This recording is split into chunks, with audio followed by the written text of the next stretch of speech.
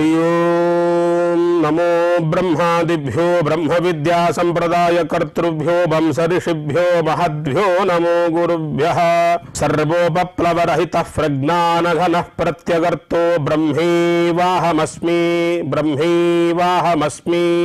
ओम सुधा सिन्धोर्मध्ये सुरबिटपि भाटी परिवृते मणिद्वीपे नीपो पवनवती चिंतामणिगृहे शिवाकारे मंचे परमशिव पर्यंक निलयां भजन्ति त्वां धन्या कतिचन चिदानन्दलहरीं कतिचन चिदानन्दलहरीं। शरणागत दीनार्त परित्राण परायणे सर्वस्यार्ति हरे देवी नारायणी नमोस्तुते। वही सच्चिदानंद घन स्वरूपिणी मूला प्रकृति रूपिणी नित्य सुख प्रदायिनी भगवती के चरणारविंद जुगल में असंख्य प्रणाम। देवी तत्व संदर्भ है देवी तत्व। अभी जो देवदेव महादेव ब्रह्मर्षि नारद की प्रश्न की उत्तर देते हुए भगवती देवी से ही वही प्रकृति स्वरूपिणी देवी से ही कैसे इस सृष्टि की उत्पत्ति हुई है उसको व्यक्त करते हैं। पहले अपनी इच्छा को उत्पत्ति करते हुए जागृत करते हुए अपने ही इच्छा से एक पुरुष को सृष्टि करते हैं और उसमें अपनी शक्ति को समावेश करके उसी पुरुष से ब्रह्मा विष्णु और महेश इन तीन तत्वों को सृष्टि करते हैं। और जब देखते हैं कि सृष्टि की विस्तार नहीं हो रहा है तब आकर के अपने ही शरीर से जीव और परम जीवात्मा और परमात्मा जो एक गहन तत्व है इस दोनों तत्व को सृष्टि करते हैं। क्योंकि उनके मन में है सृष्टि छा समभूत तस्या मृदा सद्य तथी वही। जब जो परब्रह्म स्वरूपिणी है जब सृष्टि करने की इच्छा उनके मन में आई है वो जो इच्छा करते हैं वो चरितार्थ होते हैं। सृष्टि की जिस सृष्टि में हम अभी रहते हैं चतुर्दश ब्रह्मांड जिसमें है असंख्य लोग जिसमें है उस सृष्टि की उत्पत्ति की अयमारंभ की ये गाथा को सुनाते हैं। कहते हैं द्विधा चक्रे पुमां समतम जीवम च परमं तथा त्रिधा चकारता चात्मानं स्वेच्छया प्रकृति स्वयं। अपनी इच्छा शक्ति से जीवात्मा और परमात्मा इन दोनों तत्व को उत्पत्ति करके अपने आप को त्रिधा चकार स्वेच्छया अपनी इच्छा से साक्षात प्रकृति ही आत्मानं त्रिधा चकार तीन भाग से विभाजित किया। माया विद्या च परमा चेतैवं सा त्रिधा भवत् माया विमोहिनी पुंसाम या संसार प्रवर्तिका। तीन तत्व को अपनी इच्छा से प्रवर्तित करते हुए सृष्टि सर्जना की ओर विस्तृत करते हुए इस सृष्टि का अयमारंभ किया।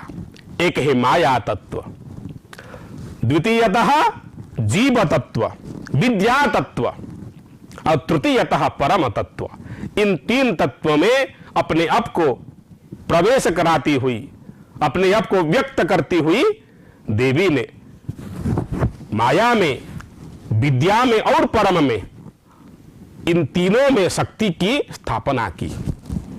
तो यह प्रश्न आता है हम सब जितने भी सारे संसार में है कभी कभी यह मन में आता है कि वह मायाग्रस्त है।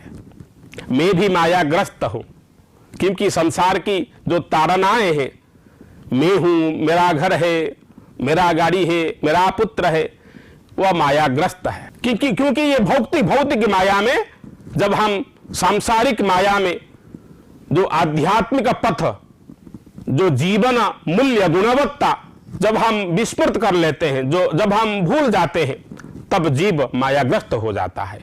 यह सामान्य बात है। लेकिन यह जो माया सृष्टि हुई है यह माया कुछ विलक्षण है। क्या है वो माया? जबकि माया तो एक शक्ति है, माया क्या काचित शक्ति, जिसको भगवती गीता में भी कहा है, प्रकृति स्वाम अभष्टव्य विसृजामि पुनः पुनः, प्रकृति को ही अवलंबन करते हुए मैं इस सृष्टि को सर्जना करता हूं। भगवान देवकी नंदन कृष्ण की मुख की वाणी है। लेकिन यहां जो माया है, जो भक्ति की स्वेच्छा से उत्पन्न हुई है, वह कुछ विलक्षणा है। क्या है वो माया? माया विमोहिनी पुंसाम जा संसार प्रवर्तिका, इस दृश्यमान संसार की, संसरति संसार, प्रतिक्षण जो चलता रहता है, गमन करता रहता है, जो नित्य नहीं है, वही है संसार। और उस संसार की जो प्रवर्तना देने वाली है, प्रवर्तिका जा संसार प्रवर्तिका, नित्य विमोहित करने वाली है, प्राणियों को नित्य जो विमोहित करने वाली है, वही है माया। माया विमोहिनी पुंसाम या संसार प्रवर्तिका, संसार की प्रवर्तना करने वाली और प्राणियों में नित्य विमोहना शक्तियों की देने वाली, वही है माया। महामाया विश्वम भ्रमयति। जब शंकराचार्य जी अपनी भावोच्छ्वास को परिव्याप्त करते हैं, वो कहते हैं वो तो महामाया है, वो अपनी आपको जैसे डुबा दिए हैं, तो उनकी भावोच्छ्वास से ये शब्द निकलता है। क्या कहते हैं शंकराचार्य जी? क्या है माया? न गिरा माहुर देवीं द्रुहिण गृहिणीं आगम विदो हरे पत्नीं पद्मां हर सहचरीं अद्रितनयाम। आगम विदः, शास्त्र विदः, वो कहते हैं कि आप परब्रह्म महिषी अंबा हो, आप ब्रह्मा की पत्नी हो, द्रुहिण गृहिणी, और हरे पत्नी पद्माम, और एक पक्ष में आप वही भगवान विष्णु के पत्नी भी हो। हर सहचरीम अद्रितनयाम, नहीं नहीं नहीं नहीं, आप तो अगर उसमें रहोगे तो फिर दूषित हो जाएगा। आप तो महामाया हो, आप हर की सहचरी हो, अद्रितनया हो, हिमवान की पुत्री हो। नहीं, ऐसे कैसे होगा? आप वहां भी तो सीमित हो जाओगे, आप तो असीमित हो, आप तो सीमा रहित हो, संसार की सारे गुणों से परे हो, जिसको भगवान देवदेव महादेव कहते हो, दुर्गम्या हो, दुर्गम्या जोगी भी सर्वव्यापिनी निरुपद्रवा हो। आप कैसे ब्रह्मा की पत्नी हो जाओगे? आप कैसे विष्णु की पत्नी हो जाओगे? आप कैसे हरि सहचरी हो जाओगे? आप ऐसे भी नहीं हो सकते। और कुछ शास्त्रवेत्ता ने कहते हैं, तुरीया कापित्वम दुरधिगमन सीम महिमा महामाया विश्वम भ्रमयति परम ब्रह्म महिषी, भ्रमयति परम ब्रह्म महिषी। आप इसमें सीमित नहीं हो सकते हो। ये सारे आपकी शरीर से निर्गत कोई भी शक्तियां हो सकती है। आप तो तुरीया कापित्वम, आप इन सारे से परे कोपी हो, जो निस्सीम महिमा, सीमा ही न हो, कोई सीमा में आबद्ध आप नहीं हो। महामाया विश्वम भ्रमयति परम ब्रह्म महिषी। हे महामाये, इस सारे विश्व को, सचराचर ब्रह्मांड को, सारे जगत को आप परम ब्रह्म महिषी भ्रमयति, संचालयति, प्रवर्तयति, प्रचोदयति, आप ऐसे ही हो।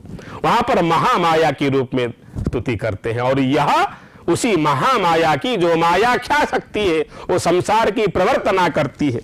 यह हो गया माया तत्व। और दूसरा तत्व क्या था? विद्या तत्व। इन तीनों को, माया तत्व, विद्या तत्व और परम तत्व, भगवती ने अपनी इच्छा को रूप देने के लिए, साकार करने के लिए, सृष्टि को विस्तृत करने के लिए सृष्टि की है। और ये विद्या तत्व क्या है? ये विद्या तत्व ना संसार को संचालित करने वाली तथा प्राणियों में स्पंदन आदि का संचार करने वाली जो शक्ति है, वह भी इन तीन तत्वों में से एक तत्व है। वह है विद्या तत्व। और एक तत्व है जो कि परम तत्व है। पहले माया तत्व को व्यक्त करते हुए फिर विद्या तत्व को व्यक्त करते हुए परम तत्व को भी व्यक्त कहते हैं। परिस्पंदादि शक्तिर्जा पुंसाम सा परमामता तत्व ज्ञानत्मिका चैव सा संसार निवर्तिका। सा संसार निवर्तिका, वो संसार की जो निवर्तन शक्ति देने वाली है, संसार से जो मुक्ति देने वाली है, जो तत्व ज्ञानमयी है, वही है परम शक्ति। एक हो गया माया शक्ति, एक विद्या शक्ति और एक है परमा शक्ति। इन तीनों शक्ति से जब संसार को आगे बढ़ाने का, विस्तृत करने का संकल्प लेते हुए भगवती ने अपनी इच्छा को परिव्याप्त करते हैं, तब सारे जीव बाह्य सृष्टि रह गई, आगे बढ़ना नहीं बढ़ पाया, क्योंकि माया में ही सारे वशीभूत हो गए। माया के वशीभूत जीव जब उस परमा शक्ति की उपेक्षा करने लगा है, तब उस माया का आश्रय ग्रहण करने वाले वो पुरुष भी विषयों के प्रति आसक्त होने लगा। सृष्टि को बढ़ाने के लिए जिन जिन शक्तियों की अपेक्षा रहती है, उन शक्तियों को सृष्टि करते हुए तब आगे कहते हैं जो द्वितीय शक्ति है विद्या शक्ति, उस विद्या शक्ति से कैसे इस सृष्टि की और प्रथित हुआ है उसको परिव्याप्त करते हैं। कहते हैं उस विद्या शक्ति से ही सारे सृष्टियों की संरचना की अयमारंभ हुई है। क्या है वो विद्या तत्व? बभूवुर् मुनिशार्दूलः मताः तस्मात् मायया तदा सा तृतीया परा विद्या। वही परा विद्या से 5 तत्व की उत्पत्ति हुई है। वही जो पराशक्ति है, परा विद्या है, उस परा विद्या से 5 तत्व। हे बंधुओं, आप इस पे थोड़ा व्यापक दृष्टि लाना है। क्या है वो 5 तत्व? गंगा दुर्गांत सावित्री लक्ष्मी चैव सरस्वती सा प्राह प्रकृति पूर्णा ब्रह्म विष्णु महेश्वरान। ब्रह्म विष्णु महेश्वरान। पहले गंगा की शक्ति, उसके बाद दुर्गा के रूप में जो शक्ति, उसके बाद सावित्री रूप में जो शक्ति, ततः लक्ष्मी रूप में जो शक्ति और सरस्वती शक्ति। इन 5 शक्तियों की उत्पत्ति करने वाली वही विद्या तत्व है, जो भगवती की स्वेच्छा शक्ति से उत्पन्न हुई। वो त्रिशक्तियों से माया, विद्या और परम, माया और परम शक्ति को व्यतिरेक जो विद्या शक्ति था, उस विद्या शक्ति से इन 5 तत्व की उत्पत्ति हुई है। गंगा तत्व, जो हम गंगा को देखते हैं, परम पावन कर्त्री शोधयित्री, वह गंगा तत्व अगर हम उसको व्यापक दृष्टि में देखेंगे, जो सारे जीवों के हृदय में प्रवेश करके सारे दूषणों को, सारे कुचिंताओं को ध्वंस करने वाली है, वही है गंगा तत्व। और उसी गंगा की स्वरूप में अपने आप को परिव्याप्त करते हैं विद्या शक्ति से। प्रत्यक्षया जगत धात्री योज्य सृष्टो पृथक पृथक सृष्ट्यर्थम ही पुरा जूयम माया सृष्टा निजेच्छया। और क्या करते हैं? इन 5 तत्वों को सृष्टि करके उसके साक्षात अनंतर जगत परिपालिनी दुर्गा यह परिपूर्ण जगत को सृष्टि कार्य में ब्रह्मा, विष्णु और लयकर्ता भगवान देवदेव महादेव, इन तीनों को संयुक्त करते हैं। सृष्टि को आगे बढ़ाने के लिए इन तीनों को आदेश देते हैं। हे ब्रह्मा तत्कुरुध्वं महाभागा यथेच्छा जायते मम ब्रह्मा सृजतु भूतानि स्थावराणि चराणि च। हे ब्रह्मा, आप सारे स्थावरों को सृष्टि करो, चर अचर को सृष्टि करो। हे विष्णु विविधानि विचित्राणि चा संख्येय समम सत विष्णुरेव महाबाहु करोतु प्रतिपालनम। और ब्रह्मा के द्वारा जो सृष्टि हो रही है, हे विष्णु आप उसको परिपालन करो। और महादेव को आदेश देते हुए कहते हैं, हे शंभु निहत्य जगत क्षोभ कारकान बलिराम्बरः शिवस्तमो गुणाक्रांतः शेषे सर्वमिदं जगत नाशयिष्यति नाशेच्छा यदा मे संभविष्यति। आप सृष्टि और सृष्टि की परिपालन में जो अपेक्षाएं हैं, अपेक्षित तत्व है, उनको आप संभालो। ये तीन देवों को तीन दायित्व प्रदान करके यह भी कहते हैं जब मेरे सृष्टि को संहार करने की इच्छा उत्पत्ति होगी तदा शिवस्तमो गुणाक्रांत शेषे सर्वमिदं जगत नाशयिष्यति नाशेच्छा जदा में संभविष्यति। जब नाश करने की इच्छा मुझ में आएगी तब सृष्टि कार्यम मैं नाश करूंगा, मैं अपने आप में उसको विलीन कर दूंगा। यह करते हुए इन तीनों देवों को सृष्टि की विस्तार करने की आदेश देते हुए वो रहते हैं भगवती देवी। परस्परम च सृष्टियादि कार्येषु त्रिषु वै ध्रुवम, एक दूसरे की सहायता करते हुए आप सृष्टि को संभालो। भगवती की ये इच्छा परिपूर्ति करने के लिए ये तीनों देवों को आदेश देते हैं।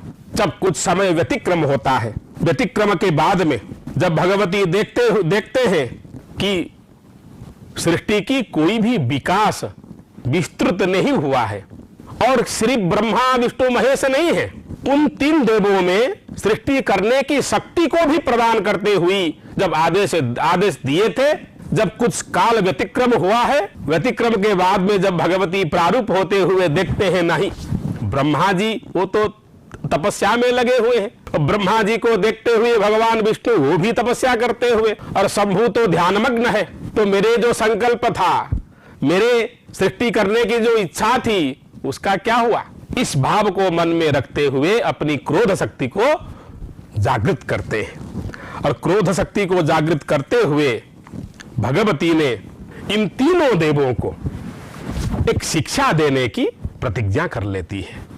जगत आरंभ में ब्रह्मा एक मुख था, विष्णु एक ही स्वरूप थे, और भगवान देव महादेव एक ही स्वरूप थे। लेकिन जब यह प्रसंग आता है, जब भगवती में क्रोध की उत्पत्ति हो रही है, अपने संकल्प की इच्छा परिपूर्ति ना होने पर अपनी से सृष्टि हुई इन तीन तत्वों अपनी अपनी कार्य को छोड़ करके तपस्या में लगे हुए हैं, तो भगवती ने इन तीन देवों को शिक्षा प्रदान करने के लिए त्रयाणाम प्रकृति स्वयं तपसस्तु परीक्षार्थम तेषाम अंतिकमाययौ, उन तीनों के पास में आते हैं। आकर के क्या करते हैं, कृत्वा तु भीषणां मूर्तिं ब्रह्मांड क्षोभकारिणीं तान् दृष्ट्वा भय संत्रस्तः ब्रह्माभूद्विमुखस्तदा, चारों दिशाओं में अपने आप को परिव्याप्त करते हैं। जो एक मुख ब्रह्मा थे, जिस कार्य को संपादन करने के लिए उन्हें आदेश हुआ था, उसको छोड़ करके तपस्या करते थे, और माता की इस भयंकर रूप को देखते हुए चार ओर देखने लगे। चार ओर देखते देखते पूर्व दिशा को देखते हैं, माता की भयंकर रूप, फिर दक्षिण को देखते हैं, माता की भयंकर रूप, फिर पश्चिम को, ऐसे जब चार दिशा को देखते हुए तब ब्रह्मा जी का चतुर्मुख चार बदन सृष्टि हो रही है। एवमेव सापि तत्सम्मुखं प्रायाः ततोपि विमुखः स्थितः एवं चापि चतुर्दिक्षु चतुर्बारं समागतम। चार दिशाओं में जब चार बार आ गए, ब्रह्मा भयत्रस्त होकर के चार दिशाओं को देखने लगे, तो तब से ब्रह्मा चतुर्मुख बन गए। यह प्रसंग आता है देवी पुराण में। चोपी भूत्वा चतुर्वक्त्रः भीत भीतस्तदैव ही, और चार मुख में चार वेदों के द्वारा, श्रुतियों के द्वारा देवी की स्तुति करने लगी। हे महामाये स्तुता मया वरदा वेद माता प्रचोदयन्ताम पापमानि द्विजानाम, अथर्ववेद की ये मंत्र है। आयु प्राणम प्रजाम पशुम कीर्तिम द्रविणम ब्रह्मवर्चसं मह्यम दत्वा व्रजतम ब्रह्मलोकम क्षमस्व क्षमस्व, क्षमा करो क्षमा करो। तब विष्णु के पास जाते हैं भगवती, विष्णु को शिक्षा देने के लिए। अथ सा प्रययौ तत्र विष्णुः परम पुरुषः तपश्चरति संयतो महाभयकरी द्रुतम। जो तप में परिव्याप्त थे, विष्णु के पास जब जाते हैं तो विष्णु ने भी तत्रस्थ होकर के सागर में चले जाते हैं। मुद्रिताक्षः तपस्त्यक्त्वा मग्नो भूत जल मध्यतः, जल में चले जाते हैं और वहां जाकर के एवं भग्ने च तपसी तयोहो साभीम रूपिणी, जब इन दोनों को इस रूप में देखते हैं, एक तो चतुर्बदन हो जाते हैं भगवान ब्रह्मा, सृष्टिकर्ता ब्रह्मा, और जो पालन करता है वह जल में चले जाते हैं, इसीलिए वह जलाशायी है। संताकारं भुजगशयनं पद्मनाभं सुरेशं विश्वाधारं गगन सदृशं मेघवर्णं शुभांगं लक्ष्मीकान्तं कमलनयनं जोगिभिर्ध्यानगम्यं वंदे विष्णुं भवभयहरं सर्वलोकैकनाथं। तब से वो जलाशायी भगवती की डर से और अपनी कर्तव्य से विच्युत होकर होने का जो कार्य में संलग्न नहीं रहने का जो कार्य वो किए थे, उसकी फल स्वरूप वो जल में चले जाते हैं। और जब महादेव की ओर में जाते हैं वो तो ध्यान मग्न है, ध्यानस्थ है सर्वदा, वो तो जोगियों को भी जोगी है, उनको देखते हैं देवी। महेश सन्निधिं स्पायान न च ध्यान निवारणे समर्था भून महेशस्य कदाचिदपि सा स्वयं। उनके भगवती के भीम रूप को देख करके इन तीन देवों की जो चेतना थी, उन चेतना फिर जागृत हो रहे हैं और भगवती इन तीनों में एक विलक्षण शक्ति भी प्रदान करते हैं। सा प्रकृति पूर्णैव गिरिशं प्राप्य स्वयं गंगा स्वरूपिणी अंशेन भूत्वा सावित्री प्राक्ष्मीकृतबलेन च प्रतिमाप विधिं देवी तथा लक्ष्मी ही सरस्वती। ब्रह्मा को सावित्री नाम की शक्ति देते हैं और विष्णु के पास में अपनी अब से लक्ष्मी और सरस्वती रूप में दो शक्तियां देते हैं, और अपने को भी एक शक्ति रूप में रख करके वहां पर सर्जना की अयमारंभ विस्तृति करने की और एक उपक्रम आरंभ करते हैं। भूत्वा प्रापपतिं विष्णु निजांसे न महामते अथ भग्न समाधिस्तु ब्रह्मा लोक पितामह। तब जाकर के जब ब्रह्मा जो शक्तिहीन थे, जब शक्ति को प्राप्त कर लेते हैं, जब विष्णु शक्तियों की द्वारा परिवेष्टन हो जाते हैं, तब तो सृष्टि के अयमारंभ होते हुए सृष्ट्या क्षित्यादि भूतानि तत्वानि च महामति ससर्ज तनयांग सापी मानसान दश लक्षणान। उसके बाद में सृष्टि की कैसे उद्भव हुई, अयम आरंभ, हम जिस सृष्टि में रहते हैं उस सृष्टि की उपक्रम कैसे हुई, भगवती तत्व के जो आश्रित व्यक्ति है, इन सारे बातों को अवश्य जानना है। अगर हम इतिहास को नहीं जानेंगे, हमारा जो उदात्त इतिहास को नहीं जानेंगे, तो वर्तमान सटीक नहीं रहेगा। जिस तत्व को केवल आध्यात्मिक कहना सही नहीं है, उसमें विज्ञान सम्मति बात भी है, तो उसी विज्ञान सम्मत बात इस देवी पुराण की प्रत्येक श्लोक में अमृतवत विराजित है। उसी अमृतवत तत्वों को आलोचना में रखेंगे, उस देवी तत्व में अपने आप को समर्पण करेंगे और दृष्टि की थोड़ा व्यापक करेंगे, तो जाकर के देवी के साथ में सहज और सरल से हम मिल पाएंगे, उसको जान पाएंगे। फिर अगले अध्याय में सृष्टि का जो रहस्य है, कैसे सृष्टि में आगे कौन कौन सब सृष्टि हुए, किसके बाद किसका सृष्टि हुई, उसको रखेंगे। ओम या देवी सर्वभूतेषु मातृरूपेण संस्थिता नमस्तस्यै नमस्तस्यै नमस्तस्यै नमो नमः नमस्तस्यै नमो नमः। ओम नमो वेंकटेशाय।